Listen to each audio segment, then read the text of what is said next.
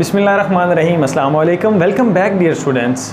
Today I am going to teach you nervous disorder in humans. Dear students, जब भी हम nervous system की बात करते हैं तो हमारे ज़हन में brain and spinal cord जो है वो आता है।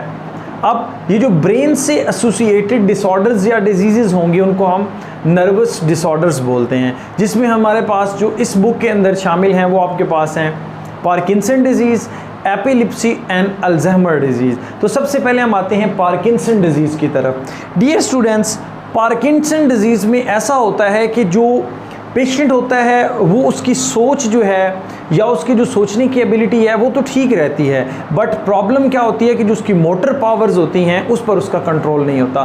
फॉर एग्जांपल, जैसा कि मैं अपनी मर्ज़ी से स्मूथली मूवमेंट कर रहा हूँ, इस तरह से जिन बंदों को पार्किंसन डिजीज़ होती है वो नहीं कर सकती।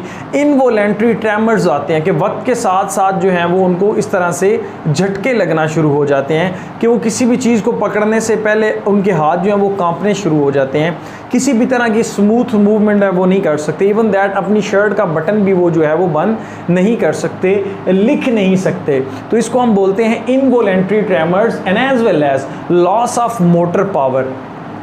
मोटर पावर से मुराद ही क्या है कि मसल्स को जो कंट्रोल कर रही है पावर, तो वो आपके पास क्या हो जाती है, डिमिनिश हो जाती है। उसके साथ साथ रिजिडिटी आना शुरू हो जाती है। मतलब आप कह सकते हैं कि मसल्स जो हैं वो थोड़े थोड़े हार्ड होना शुरू हो जाते हैं, उनके अंदर स्टिफनेस आना स्टार्ट हो जाती है। एंड लास्ट पे जो मैंने आपको बात बताई है कि जो मेंटल फैकल्टीज़ है, यानी कि आपका जो ब्रेन है वो प्रॉपर फंक्शनिंग कर रहा होता है, प्रॉपर काम कर रहा होता है, सोचने का काम कर रहा होता है, बट स्पेसिफिकली क्या होता है, जो मोटर पावर होती है सिर्फ वही डिमिनिश होती है, बाकी जो आपका ब्रेन है वो प्रॉपरली फंक्शनिंग जो है वो कर रहा होता है। अब देखते हैं कि इसके काजेस क्या क्या हैं। सबसे पहले काज तो है डियर स्टूडेंट्स हेड इंजरी। ये किस वजह से हो सकता है? हेड इंजरी की वजह से हो सकता है। कोई ट्रॉमा हो, एक्सीडेंट हुआ है, उसके रिजल्ट में अब होता क्या है कि ब्रेन में एक स्पेसिफिक पोर्शन होता है, इस पोर्शन का नाम है सबस्टेंशिया नाइग्रा। इस पोर्शन के अंदर स्पेसिफिक सेल्स होते हैं। इन सेल्स का काम क्या होता है डियर स्टूडेंट्स? डोपामीन को प्रोड्यूस करना। आपको पता है कि डोपामीन जो है ये ब्रेन के अंदर पाया जाने वाला एक न्यूरोट्रांसमीटर है, जिसका काम क्या होता है, ब्रेन के अंदर कोऑर्डिनेशन को कंट्रोल करना, कोऑर्डिनेशन करवाना। तो जब डोपामीन जो है वो बॉडी के अंदर उसका लेवल कम हो जाएगा तो डियर स्टूडेंट्स क्या होगा कि पूरी तरह से जो कोऑर्डिनेशन है वो प्रॉपरली नहीं हो पाएगी।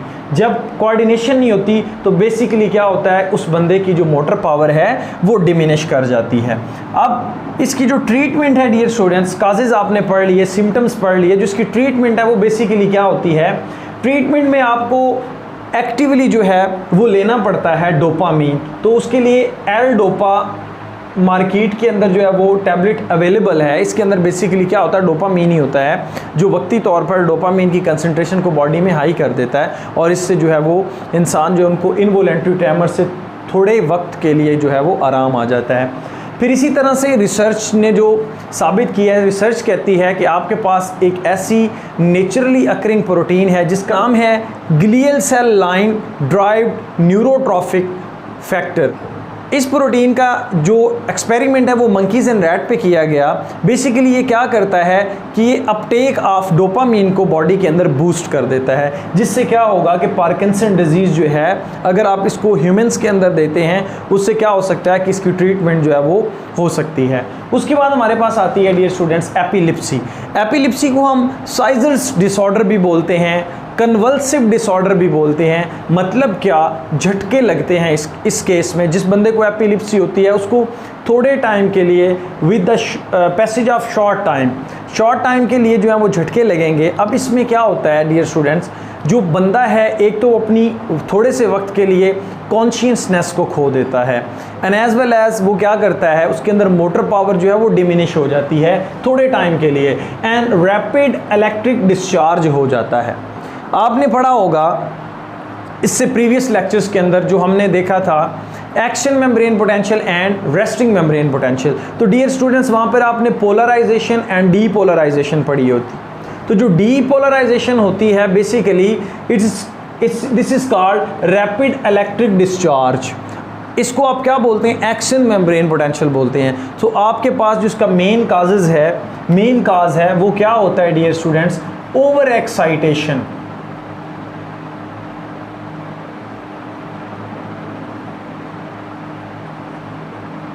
ऑफ न्यूरॉन्स जो हैं वो ओवर एक्साइट कर गए। तो डियर स्टूडेंट्स, हमारी बॉडी के अंदर दो तरह के न्यूरॉन्स होते हैं। एक वो न्यूरॉन्स होते हैं जो नर्व इंपल्स को कैरी कर रहे होते हैं, और दूसरे वो होते हैं जो सम टाइम क्या करते हैं? नर्व इंपल्स को इनहिबिट कर देते हैं। तो यहाँ पर देखें, इनहिबिटरी न्यूरॉन्स प्रेजेंट हैं। अब ये इनहिबिटरी न्यूरॉन्स क्या करते हैं? जो बहुत ज़्यादा स्टिमुलस होता है उसको रोकते हैं, ताकि जो प्रॉपर कंसंट्रेशन होगी स्टिमुलस की उसी को मसल्स तक मोटर न्यूरॉन्स के ज़रिए पहुंचाया जाए, ग्लैंड्स तक पहुंचाया जाए। अब इस केस में क्या होता है? जो इनहिबिटरी न्यूरॉन्स होते हैं डियर स्टूडेंट्स, ये नर्व इंपल्स को इनहिबिट नहीं करते। तो जब इनहिबिट नहीं होगी तो आपके पास जो न्यूरॉन्स होंगे वो ओवर एक्साइट कर जाएंगे। जब ओवर एक्साइटेशन होगी तो डियर स्टूडेंट्स, बॉडी जो है उस वक्त कंट्रोल में नहीं रहती, उस वक्त झटके लगने शुरू हो जाते हैं, जिसको हम बोलते हैं एपिलिप्सी। तो याद रखें डियर स्टूडेंट्स, एपिलिप्सी में भी क्या होता है? स्पेसिफिक पोर्शन जो है ऑफ ब्रेन वो इफेक्टेड होता है। उसमें आपके पास कोई भी चारों लोब्स में से, सेरिबेरम के चारों लोब्स में से कोई भी एक हो सकता है। आपके पास जो है वो हाइंड ब्रेन का कुछ पोर्शन हो सकता है, या पूरे का पूरा हेमिस्फीयर हो सकता है, राइट हो सकता है, लेफ्ट हो सकता है। तो ये भी किसी ख़ास पोर्शन की वजह से होता है। तो इसमें बेसिक जो है वो इसका जो फंडामेंटल है वो क्या होता है कि रैपिड इलेक्ट्रिक डिस्चार्ज जो है वो ब्रेन के अंदर हो जाता है। ज़्यादा एक्साइटेशन हो रही है, ज़्यादा एक्साइटेशन की वजह से बॉडी के ऊपर जो है वो कंट्रोल नहीं रहता, क्योंकि जो न्यूरॉन्स होते हैं वो कंटिन्यूसली नर्व इंपल्स को ट्रांसमिट करते रहते हैं। इनहिबिटरी इफेक्ट जो है वो कैंसिल हो जाता है, वो पूरी तरह से काम नहीं कर सकता। अब इन दोनों की रीज़न क्या है? इसके पीछे क्या हो सकता है डियर स्टूडेंट्स? या तो आपके पास ट्रॉमा हो सकता है, ये भी आपके पास हेड इंजरी की वजह से हो सकता है, but in some cases. Otherwise ये जो आपके पास डिजीज़ है ये बिफोर 30 ईयर्स, 30 साल की उम्र से पहले होती है। अगर उसके बाद हो तो ये ऑर्गेनिक डिजीज़ है, क्योंकि आपकी कोई ना कोई फूड के अंदर किसी न किसी चीज़ की कमी है, कैल्शियम आप कम ले रहे हैं, और इस तरह से और भी जो न्यूट्रिएंट्स हैं अगर वो आपके कम हैं तो इस वजह से भी ये डिज़ीज़ जो है वो हो सकती है। एपिलिप्सी को हम वैसे मिर्गी भी बोलते हैं। तो इसका डायग्नोसिस कैसे किया जा सकता है? डियर स्टूडेंट्स, जब भी आप किसी भी माहिर नफ्सियात के पास जाते हैं, न्यूरोलॉजिस्ट के पास जाते हैं, तो वो क्या करता है? एक मशीन के ज़रिए जिसके साथ 2 स्टील के रॉड लगे होते हैं जिनको इलेक्ट्रोड आप बोलते हैं, वो हमारी ब्रेन के साथ टच करता है, जिससे क्या होता है डियर स्टूडेंट्स, हमारे सामने एक ग्राफ आ जाता है जो ये बताता है कि आपके ब्रेन में आइदर रैपिड इलेक्ट्रिक डिस्चार्ज होता भी है या नहीं होता। उस ग्राफ से पता चलता है कि आपका जो टेस्ट है वो पॉजिटिव आया है या फिर नेगेटिव। तो that test is called EEG, electroencephalography. तो ये आपके पास टेस्ट है जो आपको एपिलिप्सी के बारे में बताता है। इसकी ट्रीटमेंट क्या है डियर स्टूडेंट्स? इसकी ट्रीटमेंट आपके पास है कि आपने एंटी कन्वल्सिव जो मेडिसिन हैं वो लेनी होती हैं। लाइक आपको मार्केट में से एपीवाल के नाम से मिल जाती है, टेग्राल के नाम से मिल जाती है।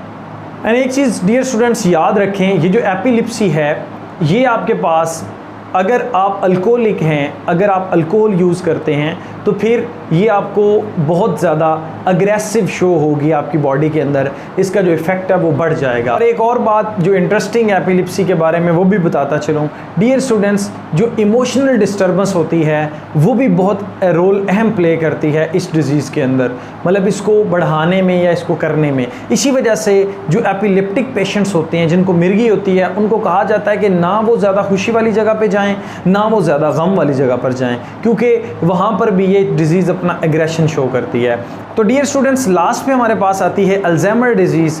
अल्जाइमर डिज़ीज़ जो है ये अलायस अल्जाइमर ने 1907 के अंदर इस डिजीज़ को डिस्क्राइब किया था। इसमें ये क्या कहते हैं, सिम्टम्स हमारे पास क्या हैं कि जो ब्रेन फंक्शनिंग है वो आपके पास क्या हो जाती है, with the passage of time उसमें डिक्लाइन आना शुरू हो जाता है, या आप कह सकते हैं मेमोरी लॉस होना शुरू हो जाता है, जिसको आप डेमेंशिया भी बोलते हैं, कि चीज़ें रखी हैं रख कर चीज़ भूल जाते हैं, जो कोई बात किसी से की है वो भी भूल गया, मतलब इस तरह से भूलने की आदत जो है वो बढ़ जाती है। आप समझ लें कि बंदा गजनी बन जाता है, गजनी आप वाकिफ़ होंगे उससे। तो इसकी वजह से जो आपके पास रैपिड मेमोरी लॉस,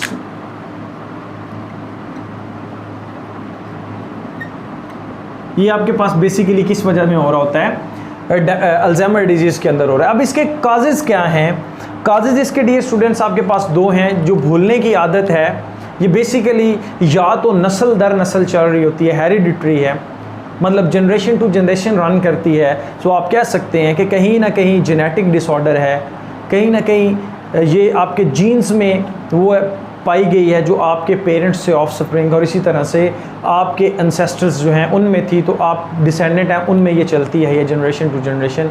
और या फिर क्या हो सकता है कि अगर आपका एलुमिनियम के साथ एक्सपोजर ज़्यादा है, आप उसका अपटेक ज़्यादा कर रहे हैं, तो इस केस में भी क्या होता है डियर स्टूडेंट्स, किसी भी तरह से एलुमिनियम जा सकता है आपकी बॉडी में। तो अगर आपकी बॉडी में एलुमिनियम की कंसंट्रेशन ज़्यादा है तो फिर भी आप डेमेंशिया का शिकार हो सकते हैं, अल्जाइमर डिजीज़ का शिकार हो सकते हैं। तो डियर स्टूडेंट्स ये था आज का हमारा लेक्चर। इंशाल्लाह कल केमिकल कोऑर्डिनेशन के साथ हाजिर होऊंगा। Stay connected, stay blessed and Allah हाफिज़।